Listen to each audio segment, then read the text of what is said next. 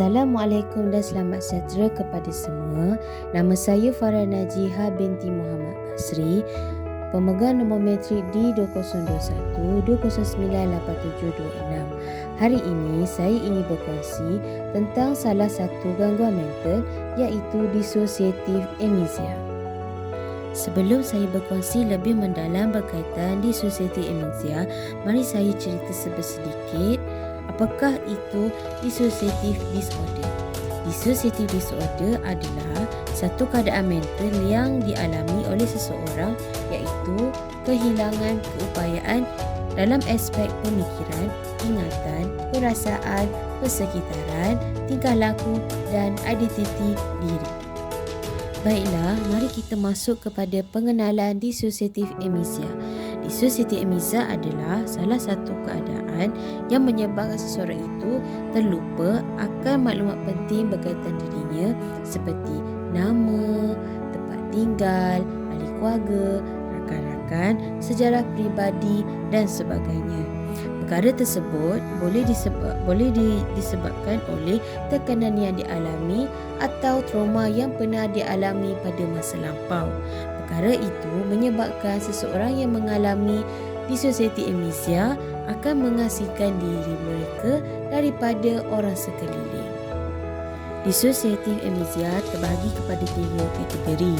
Yang pertama adalah localized, iaitu individu yang mengalami situasi ini akan terlupa satu peristiwa yang tertentu. Yang kedua, generalized, iaitu seseorang yang sepenuhnya tidak mengingati siapa dirinya yang sebenar.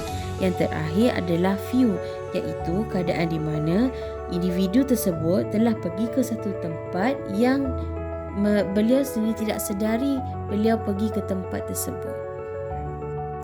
Menurut Diagnostic and Statistical Manual of Mental Disorder DSM-5 menyatakan bahawa statistik bagi penyakit ini banyak berlaku kepada orang dewasa dalam tempoh 12 bulan.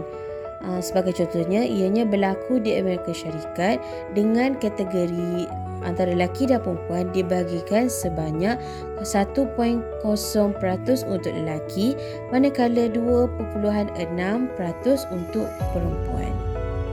Tanda awal mengalami dissociative amnesia ini adalah secara umumnya individu tersebut tidak dapat mengingati maklumat peribadi tentang dirinya sendiri. Hal ini disebabkan tahap kesedaran diri merosot yang mengakibatkan mereka sukar mengingati walaupun maklumat ringkas seperti nama beliau, tempat tinggal dan sebagainya. Baiklah, seterusnya perkembangan bagi dissociative amnesia. Secara umumnya, perkembangan penyakit ini adalah kurang diketahui dari sudut bagaimana penyakit ini berlaku. Tetapi terdapat kajian yang telah dilakukan. Sebagai contohnya, penyakit ini telah diperhatikan kepada kanak-kanak, remaja dan orang dewasa. Sebagai contoh, kanak-kanak mungkin paling sukar untuk dinilai kerana mereka sering mengalami kesukaran memahami soalan yang dipertanyakan oleh individu yang bertanggungjawab, dan penemu duga sukar merumuskan soalan bagi kanak-kanak berkaitan dengan ingatan dan amnesia.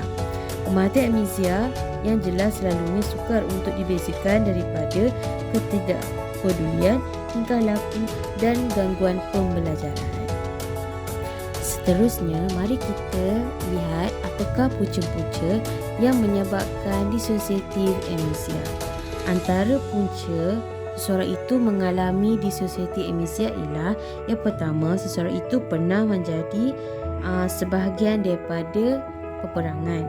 Yang kedua, seseorang itu yang mengalami dissociative amnesia adalah disebabkan pernah menjadi mangsa jenayah atau telah menyaksikan jenayah tersebut di hadapan mata mereka sendiri.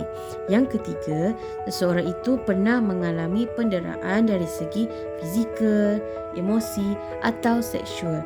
Dan yang terakhir, punca yang menyebabkan seseorang itu mengalami dissociative amnesia adalah seseorang itu pernah mengalami tekanan yang melampau kerana pekerjaan atau sesuatu perhubungan. Semua punca tersebut boleh menyebabkan seseorang individu tersebut menjadi trauma. Baiklah, seterusnya kita masuk kepada risiko dan faktor prognostik. Dalam bahagian ini terdapat dua faktor dan risiko, iaitu yang pertama kesekitaran. Sebagai contoh, trauma seseorang itu boleh berlaku secara berulang seperti menjadi tahanan perang. Yang kedua adalah genetik dan fisiologi. Untuk kategori ini, perkara tersebut boleh dilihat apabila jika sebuah ahli keluarga tersebut mempunyai pengalaman atau pernah mengalami sejarah berkenaan dengan penyakit tersebut. Jadi kebarangkalian untuk generasi yang akan datang untuk menerima penyakit tersebut adalah tinggi. Baiklah, seterusnya kriteria diagnostik bagi dissociative amnesia adalah yang pertama, ketidakupayaan untuk mengingat maklumat autobiografi. Sebagai contoh, seseorang itu lupa akan nama, tempat tinggal, ahli keluarga yang terdekat dan juga rakan-rakan. Yang kedua adalah gejala tersebut menyebabkan kesusahan atau kemerosotan yang ketara secara klinikal dalam bidang sosial, pekerjaan atau fungsi penting yang lain. Yang ketiga adalah gangguan ini tidak berkaitan dengan kesan fisiologi bahan. Sebagai contoh, seseorang itu tidak di bawah pengaruh alkohol, dadah atau ubat-ubat yang tertentu. Cadangan untuk membantu seseorang itu yang mengalami dissociative amnesia adalah yang pertama, mengenal pasti apakah peristiwa trauma yang mencetuskan amnesia. Hal ini kerana dengan cara tersebut dapat membantu klien menyelesaikan masalah yang berkaitan dengan trauma tersebut. Yang kedua, menggalakkan sokongan daripada orang-orang yang signifikan dengan klien. Sebagai contoh, ahli keluarga klien perlulah memberikan sokongan positif kepada klien agar mereka dapat menangani masalah trauma mereka dengan lebih cepat. Daripada perkongsian saya tadi, saya dapat memahami maksud, punca, statistik, kriteria yang berkaitan dengan dissociative amnesia. Oleh itu, saya berharap semoga individu yang menonton video ini dapat manfaat daripada perkongsian ini. Sentiasalah melakukan perkara yang boleh menggembirakan diri kita agar kesihatan fizikal dan mental kita terjaga dan sejahtera. Sekian sahaja daripada saya. Terima kasih.